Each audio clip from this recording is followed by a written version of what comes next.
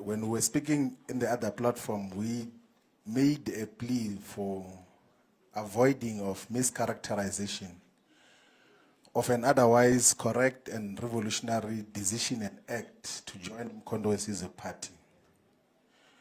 What President Zuma is doing with Mkhondo's party is what the statement of Mkhondo's did in 1961 on the 16th of December, to say that now that the liberation movement has been banned, what other platform do we express ourselves? What other instrument do we use to fight for total liberation? There is absolutely no doubt that the liberation movement is no longer existing in the form that it's supposed to do. It has been captured totally. It is directed from elsewhere. And then this is a platform. And what is unique about Mkhondo's party, and it's a purposeful, foundational approach and principle, is to assemble people who can govern society to come and govern society in South Africa. It's not wishful thinking to say that we've got these ideas of what we're going to do. Is to assemble the best of the best. So if you were to check even with the people that have been identified now, the first consignment that is going to the National Assembly, if you go to check their track record objectively and not bled by these nonsense of right-wing media platforms, you will accept that the contributions that Brian Molefe did in the public investment corporations, in Transnet, in ESCOM, you will appreciate the contributions that Esiyabonga Gama did and contributed in Transnet, stable organizations. Whatever can be said, even with the former SARS commissioner, there have been a lot of things which were misled about for a very long time, that everyone else who is not a puppet of the establishment is enemy of the people. That is not the case. And people will think that I'm saying this because I'm on this platform now only.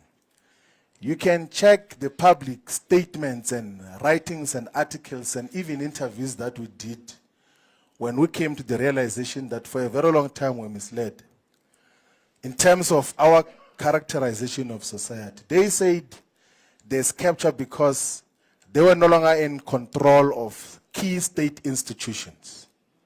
The white capitalist establishment was no longer in control, and then they said there's a crisis. If there was truly a crisis, why is that crisis not there now? Like, can they show us the crisis which they said existed before? So to assemble the best of the best amongst black people to govern society is a best decision. And to associate with that is a best and sound decision.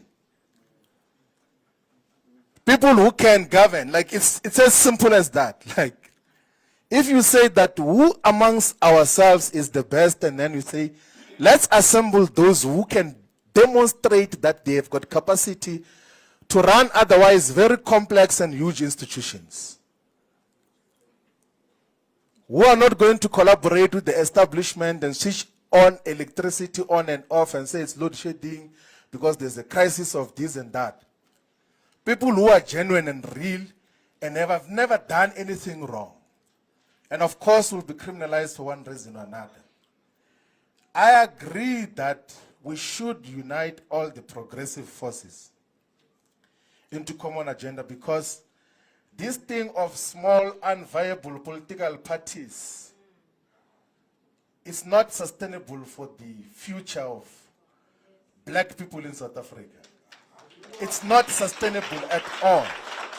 We can't, and the temptation as well, and I'm not characterizing the EFF, is that when you have got multiple of these, like, they end up being fiefdoms of individuals. IFP, UDM kind of arrangement, what is it to achieve with that? When all of us can set aside our very strong egos and say, I don't have to be a member of parliament, I don't have to be a deputy president, which all South Africans must enter into, those who are in favor of the revolution. Because revolution is the content of what we're standing for. It's not just, no, if it's me, you are betraying me. You know, some people will say, you are betraying me. Where does that enter? And you don't even once suggest that I'm betraying the revolution. I will never betray the revolution. Because we're not in the business of trying to please each other's egos. Betray the revolution. Because we're not in the business of trying to please each other's egos here. We're in the business of building a revolutionary movement that is going to emancipate the black majority and Africans in particular, and we're unapologetic about that. That is what we stand for. And President Zuma, when he was inducting all of us yesterday, he says that we might be friends, we might think we're friends, but friendship won't apply here. If you do not do these things right, you're going to be taken care of appropriately. Some people were asking me that what is going to happen, because in MKP leadership changes every week and all of those things. What if they change? I say, like, if I'm removed as national organizer, I'm going to be a member. And if I'm removed as a member, I'm going to be a volunteer and put posters even without the approval of the leadership. I'm not here for opportunistic purposes. And that is what we are all about. I think all of us, all the progressive forces, let's unite and build this movement. There is no dictatorship, there is political discussions. In all the times that we've got to interact with President Zuma, he has the patience to have political and ideological discussions to persuade people about how to move forward. He does not stand to subjectively gain anything out of that. It's not like he's subjectively going to gain anything out of it. He had said that let's unite all the progressive forces so that we can build a solid movement that will take us forward. Otherwise, the other things that are said are not worth responding to. We're going to go to the ground. Let's coexist, all of us, and then let's persuade each other. Let's build the MKP as a party which is going to take over government of South Africa. Thank you very much. The national organizer is one and only Nico Floyd Shivambu.